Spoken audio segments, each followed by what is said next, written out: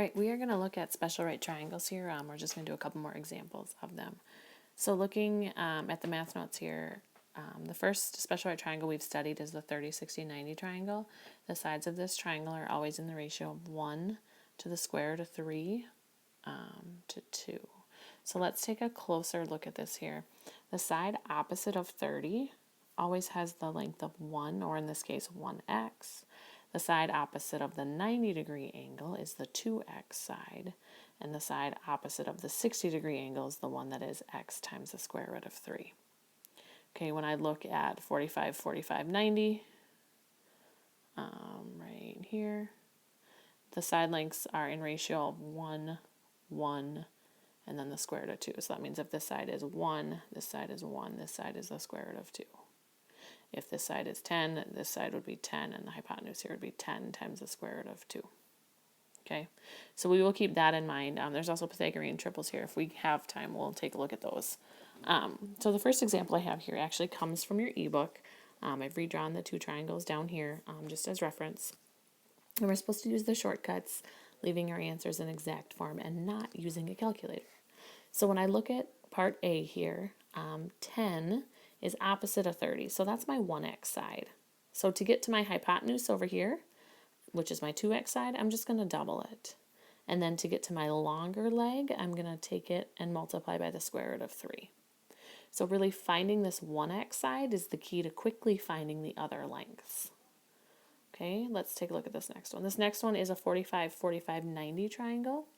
So my ratios where these two sides are equal, those are both 1, and then this is times the square root of 2. So that's it for that one. Okay, looking at part C, this is my hypotenuse, so this is like my x root 2 side. So that means both of these legs are simply 8.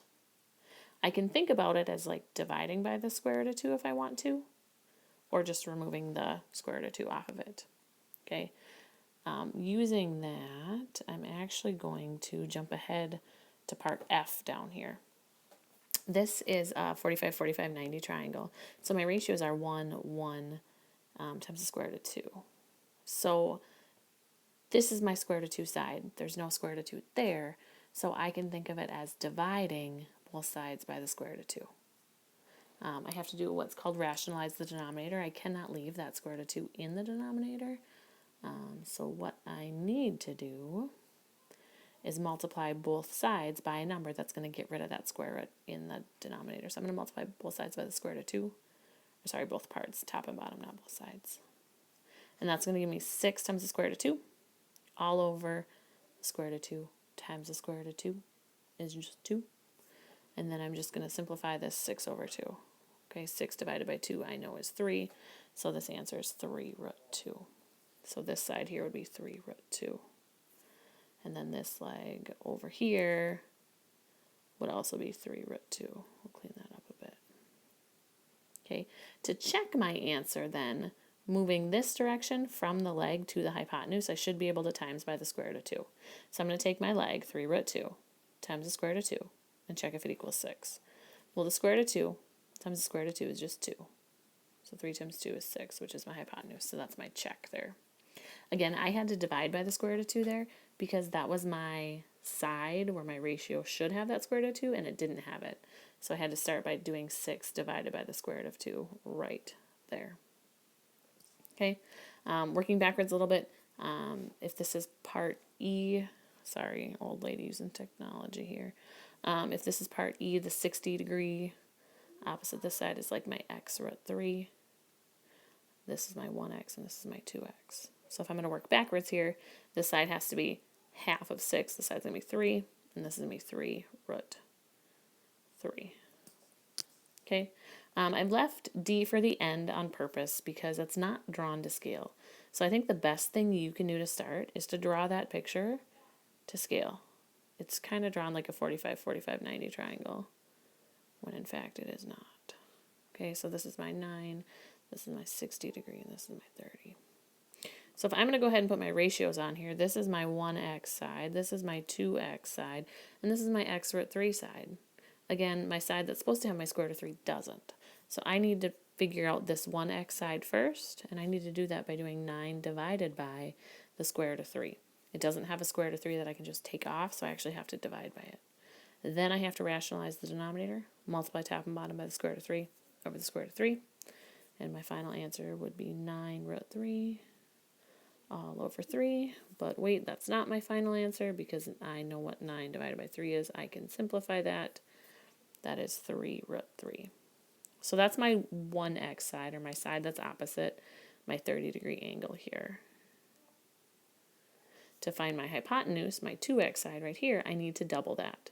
So I'm going to take 2 times 3 root 3, or 6 root 3, for my answer there.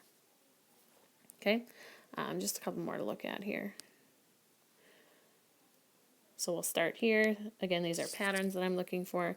This is my hypotenuse. This is my 2x side. So my short leg, which is opposite my 30, is always half of my hypotenuse. And then my longer leg is the short one, 6 times the square root of 3. I recognize this. This is isosceles. So this is a 45, 45, 90. So this is going to be 3 root 2. And then this one is one of our Pythagorean triples. If I do the Pythagorean theorem, this is what's known as a 3, 4, 5 because square root, that ends up to be just 5. Okay? When I look from C to D, those triangles are similar and the scale factor is 2. So this is a 3, 4, 5 where everything got doubled. So it's just going to be 6, 8, 10. That's another shortcut that I can use. Looking at part E, if this is 30 degrees, this is my 1x side. My hypotenuse is going to be double. And my longer leg is going to be this one times the square root of 3. Okay, so you can continue to kind of work through these. Part F here, this is another Pythagorean triple. If I do the Pythagorean theorem here, and I solve it, I eventually get 169 equals c squared, that this is 13. The 5, 12, 13 is the other common Pythagorean triple that was noted up here. So these Pythagorean triples are integers that satisfy the Pythagorean theorem. 3, 4, and 5, and 5, 12, and 13 are the most common Pythagorean triples that you will see. So then when I see problems like part G here, 3,000, 4,000, I can recognize that that's a 3, 4, 5, but they've all just been multiplied by 1,000. So I know this has to be 5,000. When I look at this one, it's either a 3, 4, 5 or a 5, 12, 13 because it told me to use the shortcuts. I notice that this is 3 times 5 and this is 3 times 12.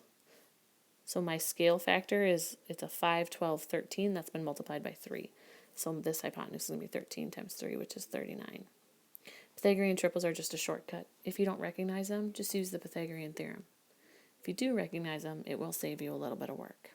Okay, I hope that you found this helpful to be a review of your special right triangles.